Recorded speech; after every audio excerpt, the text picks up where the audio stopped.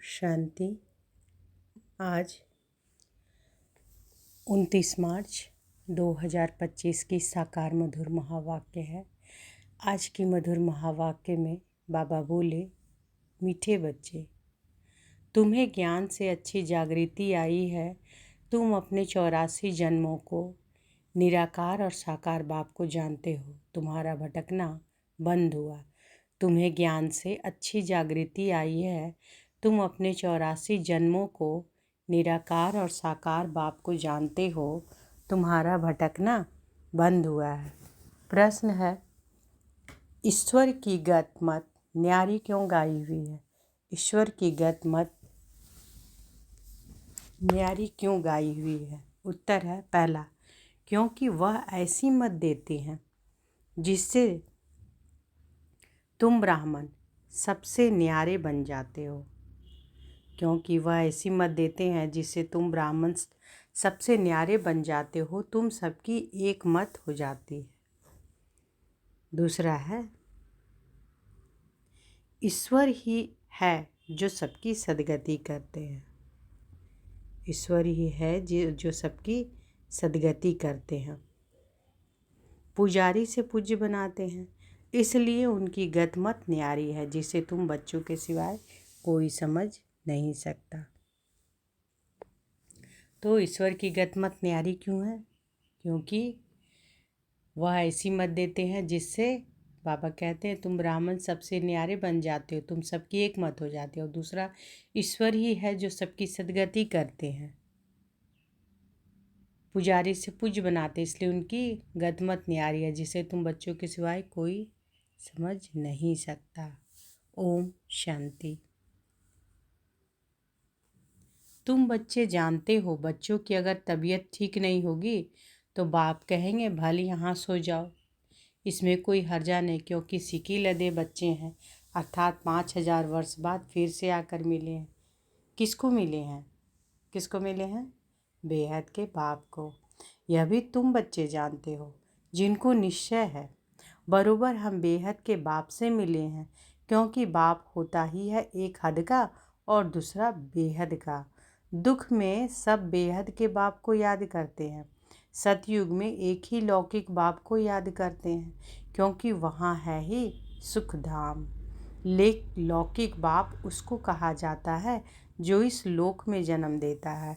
पारलौकिक बाप तो एक ही बार आकर तुमको अपना बनाते हैं। तुम रहने वाले भी बाप के साथ अमर लोक में हो, जिसको परलोक परम धाम कहा जाता है। वह है परेते परे धाम। तो बाबा क्या क्या बताएं कि सतयुग में एक लौकिक बाप को याद करते हैं, क्योंकि वहाँ है ही सुख धाम। लौकिक बाप उसको कहा जाता है जो इस लोक में जन्म देता है।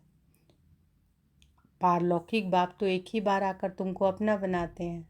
तुम रहने वाले भी बाप के साथ अमर लोक में हो, जिसको परलोक परम धाम कहा जाता है। वह है परे ते परे धाम। स्वर्ग को परे ते परे नहीं कहेंगे। स्वर्ग को परे ते परे नहीं कहेंगे। किसको कहेंगे? परे से परे परम धाम को, परलोक को। स्वर्ग नर्क यहाँ ही होता है। नई दुनिया को स्वर्ग और पुरानी दुनिया को नर्क कहा जाता है। अभी यह पतित दुनिया पुकारते भी हैं, हे पतित पावन आओ। सतयुग में ऐसे नहीं कहेंगे।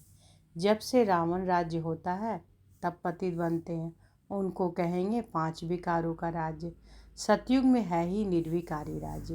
भारत की कितनी जबरदस्त महिमा है, परंतु विकारी होने के कारण भारत की महिमा को जानते नहीं। भारत संपूर्ण निर्विकारी था। जब यह लक्ष्मी नारायण राज्य करते थे, अभी वह राज्य नहीं है। वह राज्य कहाँ गया यह पत्थर बुद्धियों को मालूम नहीं, और सभी अपने अपने धर्म स्थापक को जानते हैं। एक ही भारतवासी हैं जो ना अपने धर्म को जानते ना धर्म स्थापक को जानते। और धर्म वाले अपने धर्म को तो जानते हैं, परंतु वह फिर कब स्थापन करने आएंगे यह नहीं जानते। सिख लोगों को भी यह पता नहीं कि हमारा सिख धर्म पहले था नहीं। गुरु नानक ने आकर स्थापना किया तो जरूर फिर सुखधाम में नहीं रहेगा। तभी गुरु नानक आकर फिर तब ही गुरु नानक आकर फिर स्थापना करेंगे, क्योंकि वर्ल्ड की हिस्ट्री ज्योग्राफी रिपीट होती है ना। क्रिश्चियन धर्म भी नहीं था, फिर स्थापना हुई। पहले नई दुनिया थी, एक धर्म था, सिर्फ तुम भारतवासी थे। तो बाबा क्या बता रहे हैं कि पहले एक नई दुनिया थी, एक धर्म था, सिर्फ तुम भारतवासी थे, एक धर्म था। फिर तुम 84 जन्म लेते लेते यह भी भूल गए हो कि हम ही देवता थे। फिर हम ही 84 जन्म लेते, तब बाप कहते हैं कि तुम अपने जन्मों को नहीं जानते हो। मैं बतलाता हूँ। आधा कल्प राम राज्य था, फिर रावण राज्य हुआ। पहले है सूर्यवंशी घराना। सूर्यवंशी घराना कब होता है? सतयुग में। फिर चंद्रवंशी घराना त्रेता युग में। रामराज सूर्यवंशी लक्ष्मी नारायण के घराने का राज्य था। तो सूर्यवंशी लक्ष्मी नारायण के घराने के थे। 184 जन्म ले, अभी रावण के घराने के बने हैं। आगे पुण्य आत्माओं के घराने के थे, अभी पाप आत्माओं के घराने के बने हैं। 84 जन्म लिए हैं, वे तो 84 लाख कह देते हैं। अब 84 लाख का कौन बैठ विचार करेंगे, इसलिए कोई का विचार चलता नहीं। अभी तुमको बाप ने समझाया है, तुम बाप के आगे बैठे हो। निराकार बाप और साकार बाप दोनों ही भारत में नामी गिरामी हैं। गाते भी हैं, परंतु बाप को जानते नहीं। अज्ञान नींद में सोए पड़े हैं। ज्ञान से जागृति होती है। रोशनी में मनुष्य कभी धक्का नहीं खाते, अंधियारे में धक्के खाते रहते। भारतवासी पूज्य थे, अब पुजारी हैं। लक्ष्मी नारायण पूज्य थे ना, यह किसकी पूजा करेंगे? अपना चित्र बनाए, अपनी पूजा तो नहीं करेंगे, यह हो नहीं सकता। तुम बच्चे जानते हो। तो बाबा क्या कह रहे हैं कि भारतवासी ही पूज्य थे, अब पुजारी हैं। लक्ष्मी नारायण पूज्य थे ना, यह किसकी पूजा करेंगे? अपना चित्र बनाए, अपनी पूजा तो नहीं करेंगे, यह हो नहीं सकता। तुम बच्चे जानते हो। हम ही पूज्य थे, सो फिर कैसे पुजारी बनते हैं? यह बातें और कोई समझ नहीं सकते, बाप ही समझाते हैं। इसलिए कहते हैं भी है, ईश्वर की गतमत न्यारी है। अभी तुम बच्चे जानते हो। बाबा ने हमारी सारी दुनिया से गतमत न्यारी कर दी है।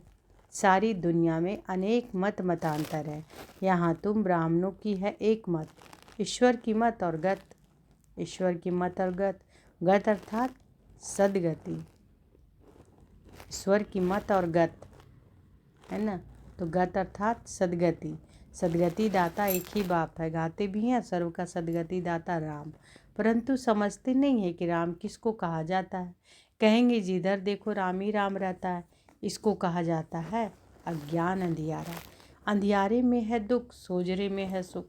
अंधियारे में ही पुकारते हैं, अंधियारे में ही पुकारते हैं ना।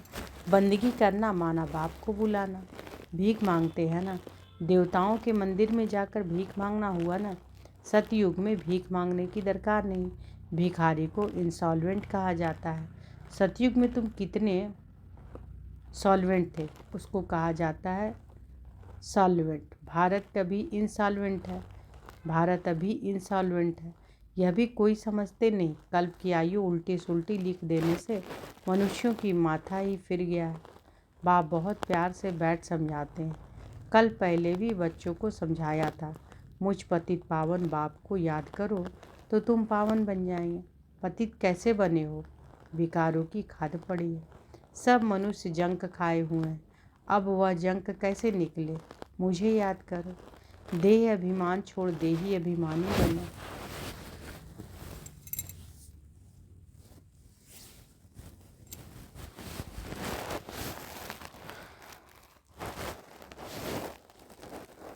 तो बाबा क्या बोलते हैं कि पतित कैसे बने हो, विकारों की खाद पड़ी है, सब मनुष्य जंग खाए हुए हैं, अब इस जंग से कैसे निकले? मुझे याद करो। इस जंग से निकलने के लिए क्या करना है? बाबा कहते मुझे याद करो, देह अभिमान छोड़ देही अभिमानी बनो, अपने को आत्मा समझो। पहले तुम हो आत्मा, फिर शरीर लेते हो। आत्मा तो अमर है, शरीर मृत्यु को पाता है। सतयुग को कहा जाता है अमर लोक, कलयुग को कहा जाता है मृत्यु लोक। दुनिया में यह कोई भी नहीं जानते कि अमर लोक था फिर मृत्यु लोक कैसे बना। अमर लोक अर्थात अकाले मृत्यु नहीं होती। अमर लोक अर्थात अकाले मृत्यु नहीं होती। वहाँ आयु भी बड़ी रहती है, वह है ही पवित्र दुनिया। तुम राज ऋषि हो। ऋषि पवित्र को कहा जाता है। तुमको पवित्र किसने बनाया? बाबा कहते तुमको पवित्र किसने बनाया? उनको बनाते हैं शंकराचार्य, तुमको बना रहे हैं शिवाचार्य। हाँ, यह कोई पढ़ा नहीं है। तो बाबा क्या कहते हैं कि उनको बनाता है कौन? शंकराचार्य। लेकिन तुमको कौन बना रहा है? पवित्र कौन बना रहे हैं? शिवाचार्य। यह कोई पढ़ा हुआ नहीं है। इन द्वारा तुमको शिव बाबा आकर पढ़ाते हैं। तो बाबा किसके बारे में बाबा बोल रहे हैं? ब्रह्मा बाबा का बारे में बोल रहे हैं कि इन द्वारा तुमको शिव बाबा आकर पढ़ाते हैं। शंकराचार्य ने तो गर्भ से जन्म लिया है, कोई ऊपर से अवतरित नहीं हुआ है। बाप तो इनमें प्रवेश करते हैं, आते हैं, जाते हैं, मालिक हैं, जिसमें चाहे उनमें जा सकते हैं। बाबा ने समझाया है, कोई का कल्याण करने अर्थ मैं प्रवेश कर लेता हूँ। आता तो पति तन में ही हूँ ना, बहुतों का कल्याण करता हूँ। बच्चों को समझाया है, माया भी कम नहीं है। कभी कभी ध्यान में माया प्रवेश कर उल्टा सुल्टा बुलवाती रहती है, इसलिए बच्चों को बहुत संभाल करनी है। कईयों में जब माया प्रवेश कर लेती है तो कहते हैं कि मैं शिव हूँ, फलाना हूँ। माया बड़ी शैतान है। समझदार बच्चे अच्छी रीति समझ जाएंगे कि यह किसका प्रवेश है। शरीर तो उनका मुकर्रर यह है ना, फिर दूसरे का हम सुने ही क्यों? अगर सुनते हो तो बाबा से पूछो कि यह बात राइट है व नहीं। बाप झट समझा देंगे। कई ब्राह्मणियाँ भी इन बातों को समझ नहीं सकती है कि यह क्या है। कोई में तो ऐसी प्रवेशता होती है जो चमाट भी मार देते हैं, गालियाँ भी देने लग पड़ते।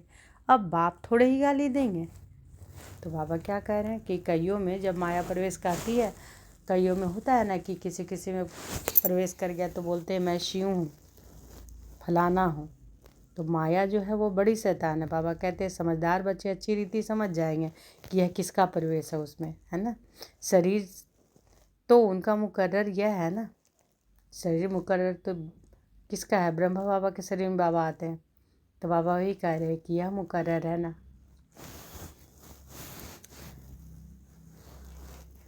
फिर दूसरे का हम सुने ही क्यों? अगर सुनते हो तो बाबा से पूछो यह राइट है व नहीं। बाप झट समझा देंगे। कई ब्राह्मणियाँ भी इन बातों को समझ नहीं सकती है कि यह क्या है। कोई में तो ऐसी प्रवेशता होती है जो चमाट भी मार देते हैं, गालियाँ भी देने लग पड़ते हैं। अब बाप थोड़े ही गाली देंगे। इन बातों को भी कई बच्चे समझ नहीं सकते। फर्स्ट क्लास बच्चे भी कहाँ कहाँ भूल जाते हैं।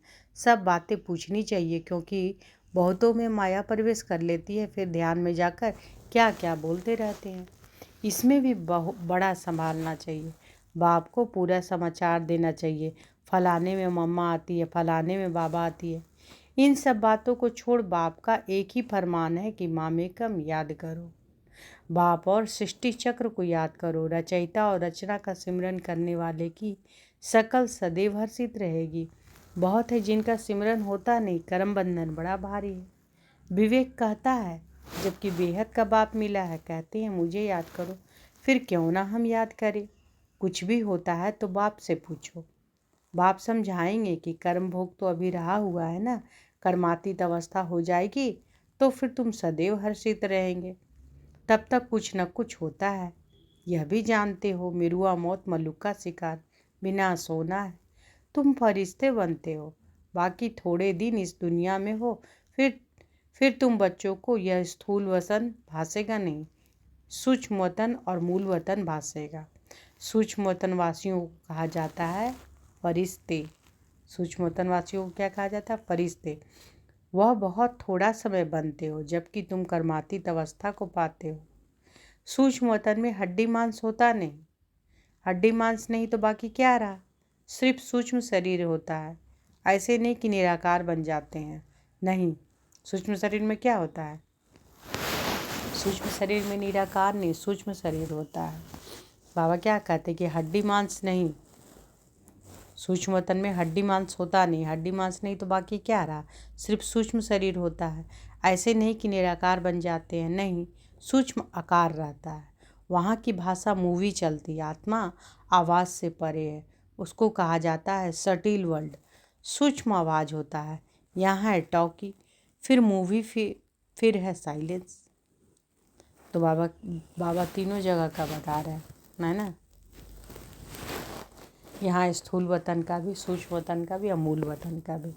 बाबा क्या कह रहे हैं कि वहाँ की भाषा मूवी चलती है, आत्मा आवाज़ से परे है, उसको कहा जाता है सटिल वर्ल्ड, सूक्ष्म आवाज़ होता है।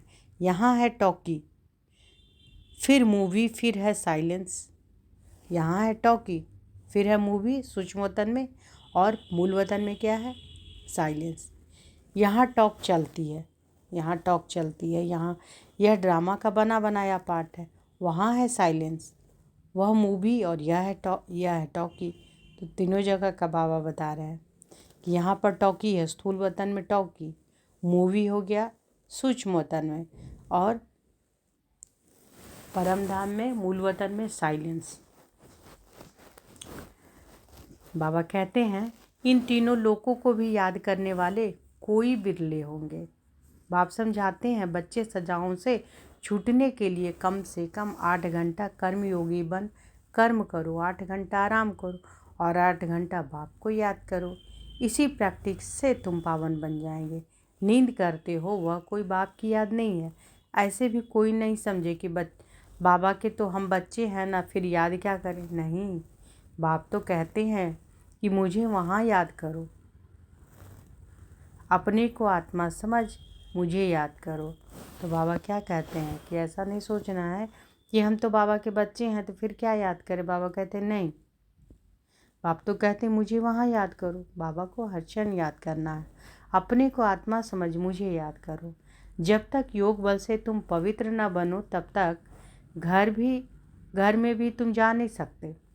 जब तक योग बल से तुम पवित्र ना बनो तब तक घर में भी तुम जा नहीं सकते। नहीं तो फिर सजाएं खाकर जाना होगा। सूक्ष्म वतन, मूल वतन में भी जाना है, फिर आना है स्वर्ग में। तो बाबा क्या कह रहे हैं कि कैसे जाएंगे? जब तक तुम योग बल से पवित्र ना बनो तब तक घर में भी तुम जा नहीं सकते। और नहीं, अगर नहीं हो पवित्र बनते हैं योग बल से तो फिर सजाएं खाकर जाना ही होगा। सूक्ष्म वतन जाना होगा, मूल वतन में भी जाना है, फिर कहाँ आना है? स्वर्ग में।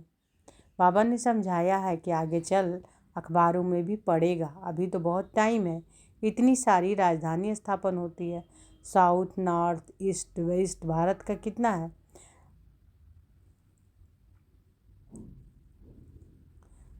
अब अखबारों द्वारा ही आवाज़ निकलेगा। बाप कहते हैं मुझे याद करो तो तुम्हारे पाप कट जाएंगे। तो बाबा हमेशा हर दिन मुरली महावाक्य में इसी बात पर ज़्यादा जोर देते हैं कि जितना अपने को आत्मा समझ बाबा को याद करेंगे, क्या होगा? विकर्म भस्म होंगे, पाप कटेंगे, आत्मा सतो प्रधान बनेगी। तो बाबा कहते हैं कि बाप कहते हैं मुझे याद करो तो तुम्हारे पाप कट जाएंगे। बुलाते भी हैं कि हे पतित पावन लिबरेटर, हमको दुख से छुड़ाओ। बच्चे जानते हैं कि ड्रामा प्लान अनुसार विनाश भी होना है। इस लड़ाई के बाद फिर शांति ही शांति होगी, सुखधाम हो जाएगा, सारी उथल पथल हो जाएगी। सतयुग में होता ही है एक धर्म, कलयुग में है अनेक धर्म। यह तो कोई भी समझ सकते हैं। सबसे पहले आदि सनातन देवी देवता धर्म था। पहले कौन सा धर्म था? आदि सनातन देवी देवता धर्म। जब सूर्यवंशी थे तो चंद्रवंशी नहीं थे, फिर चंद्रवंशी होते हैं। पीछे यह देवी देवता धर्म प्रायः लोप हो जाता है। पीछे फिर और धर्म वाले आते हैं। वह भी जब तक उन्हों की संस्था वृद्धि हो को पाए तब तक मालूम थोड़ा ही पड़ता है। अभी तुम बच्चे सृष्टि के आदि मध्य अंत को जानते हो। तुमसे पूछेंगे सीढ़ी में सिर्फ भारतवासियों क्यों दिखाया है।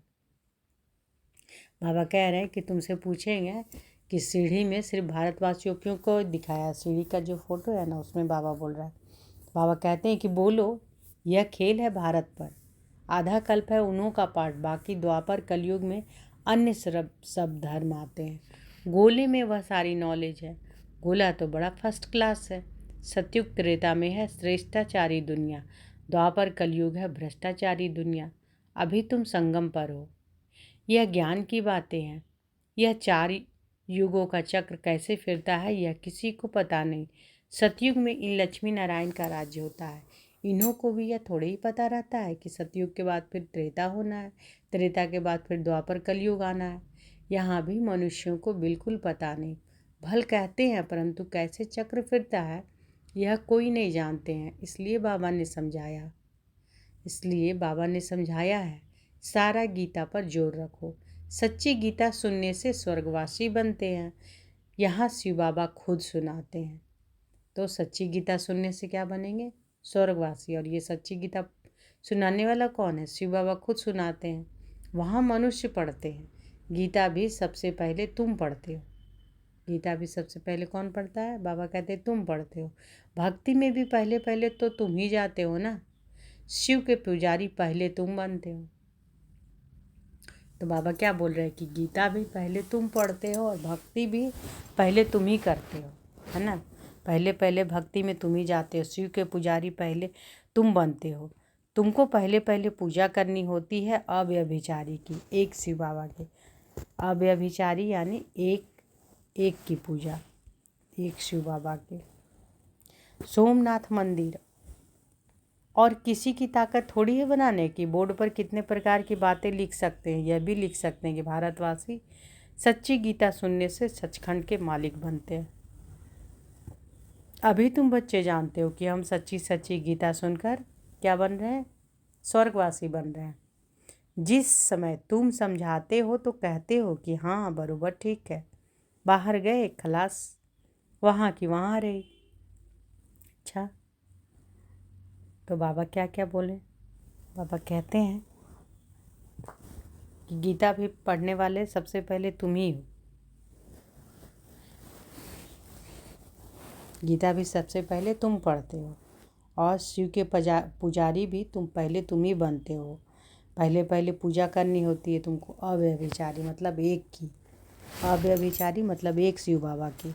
सोमनाथ मंदिर और किसी की ताकत थोड़ी है बनाने की। तो बाबा कहते हैं बोर्ड पर कितने प्रकार की बातें लिख सकते हैं। यह भी लिख सकते हैं कि भारतवासी सच्ची गीता सुनने से सचखंड के मालिक बनते हैं। अभी तुम बच्चे जानते हो कि हम सच्ची गीता सुनकर स्वर्गवासी बन रहे हैं। जिस समय तुम समझते हो तो कहते हो कि हाँ बरोबर ठीक है, बाहर गए खलास, वहाँ की वहाँ रही। अच्छा, अब बाबा का याद प्यार लेंगे। मीठे मीठे सिक्के लदे बच्चों प्रति माता पिता बाप दादा का याद प्यार और गुड मॉर्निंग। रूहानी बाप की रूहानी बच्चों को नमस्ते। हम रूहानी बच्चों की रूहानी माता पिता बाप दादा को याद प्यार, गुड मॉर्निंग और नमस्ते नमस्ते नमस्ते। शुक्रिया बाबा, शुक्रिया।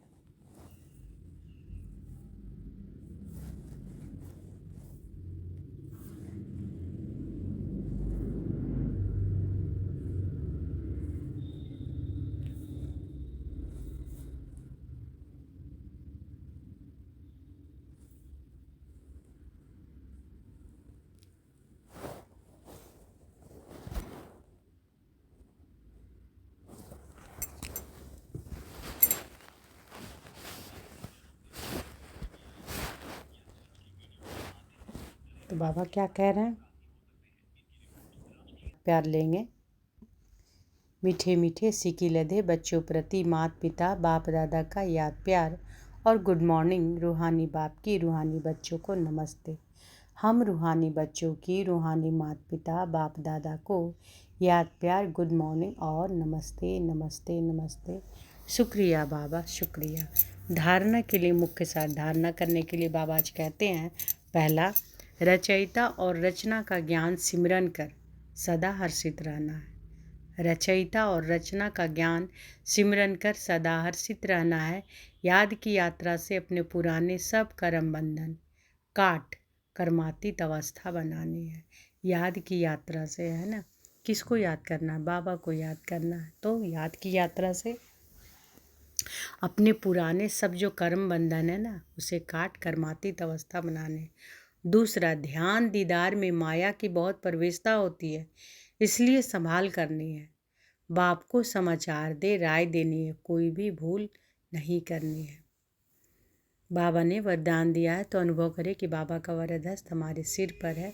और बाबा ने वरदान दिया, अपनी शुभ भावना द्वारा निर्बल आत्माओं में बल भरने वाले सदा शक्ति स्वरूप हो। अपनी शुभ भावना द्वारा निर्बल आत्माओं में बल भरने वाले सदा शक्ति स्वरूप हो। सेवाधारी बच्चों की विशेष सेवा है स्वयं शक्ति स्वरूप रहना और सर्व को शक्ति स्वरूप बनाना, अर्थात निर्बल आत्माओं में बल भरना। इसके लिए सदा शुभ भावना और श्रेष्ठ कामना स्वरूप बनो। शुभ भावना का अर्थ यह नहीं कि किसी में भावना रखते रखते उसके भगवान हो जाओ। तो बाबा क्या कह रहे हैं कि शुभ भावना का अर्थ यह नहीं है कि किसी में भावना रखते रखते उसके भगवान हो जाओ। यह गलती नहीं करना। शुभ भावना भी बेहद की हो। एक के प्रति विशेष भावना भी नुकसान कारक है, इसलिए बेहद में स्थित हो निर्बल आत्माओं को अपनी प्राप्त शक्तियों के आधार से शक्ति स्वरूप बनाओ। तो बाबा क्या कहते हैं, सेवाधारी बच्चों की विशेष सेवा है स्वयं शक्ति स्वरूप रहना, सर्व को शक्ति स्वरूप बनाना, अर्थात निर्बल आत्माओं में बल भरना। इसके लिए सदा शुभ भावना और श्रेष्ठ कामना स्वरूप बनो। शुभ भावना का अर्थ यह नहीं कि किसी में भावना रखते रखते उसके भगवान हो जाओ। यह गलती नहीं करना। शुभ भावना भी बेहद की हो। एक के प्रति विशेष भावना भी नुकसान कारक है, इसलिए बेहद में स्थित हो निर्बल आत्माओं को अपनी प्राप्त हुई शक्तियों के आधार से शक्ति स्वरूप बनाओ। स्लोगन है, अलंकार ब्राह्मण जीवन का श्रृंगार है। अलंकार ब्राह्मण जीवन का श्रृंगार है, इसलिए अलंकारी बनो, देहंकारी नहीं। अलंकार ब्राह्मण जीवन का श्रृंगार है, इसलिए अलंकारी बनो, देहंकारी नहीं। अव्यक्त इशारे हैं। सत्यता और सभ्यता रूपी कल्चर को अपनाओ। कई बच्चे कहते हैं कि वैसे क्रोध नहीं आता है, लेकिन कोई झूठ बोलता है तो क्रोध आ जाता है। उसने झूठ बोला, आपने क्रोध से बोला, तो दोनों में राइट कौन? बाबा कह रहे हैं कई चतुराई से कहते हैं कि हम क्रोध नहीं करते, हमारा आवाज़ ही बड़ा है, आवाज़ ही ऐसा तेज है। लेकिन जब साइंस के साधनों से आवाज़ को कम और ज़्यादा कर सकते हैं, तो क्या साइलेंस की पावर से अपनी आवाज़ की गति को धीमी या तेज नहीं कर सकते हो? तो बाबा क्रोध करने वालों पर मत बोल रहे हैं कि कई बच्चे कहते हैं कि वैसे तो क्रोध नहीं आता है, लेकिन कोई झूठ बोलता है तो क्रोध आ जाता है उसमें। तो बाबा कह रहे हैं उसने झूठ बोला, आपने क्रोध से बोला, तो दोनों में राइट कौन? कई चतुराई से कहते हैं कि हम क्रोध नहीं करते, हमारा आवाज़ ही बड़ा है, आवाज़ ही ऐसा है, तेज है। बाबा कह रहे हैं लेकिन जब साइंस के साधनों से आवाज़ को कम और ज़्यादा कर सकते हैं, तो क्या साइलेंस की पावर से अपने आवाज़ की गति को धीमी या तेज नहीं कर सकते हो? तो आज की मधुर महावाक्य में बाबा क्या बोले कि तुम्हें ज्ञान से अच्छी जागृति आई है, तुम अपने 84 जन्मों को निराकार और साकार बाप को जानते हो, तुम्हारा भटकना बंद हुआ। ईश्वर की गतमत न्यारी क्यों गाई हुई है? क्योंकि वह ऐसी मत देते हैं जिससे तुम ब्राह्मण सबसे न्यारे बन जाते हो, तुम सबकी एक मत हो जाती है। ईश्वर ही है जो सबको सद्गति करते हैं, पुजारी से पूज्य बनाते हैं, इसलिए उनकी गतमत न्यारी है, जिसे तुम बच्चों के सिवाय कोई समझ नहीं सकता। अच्छा, शुक्रिया बाबा, शुक्रिया। ओम शांति।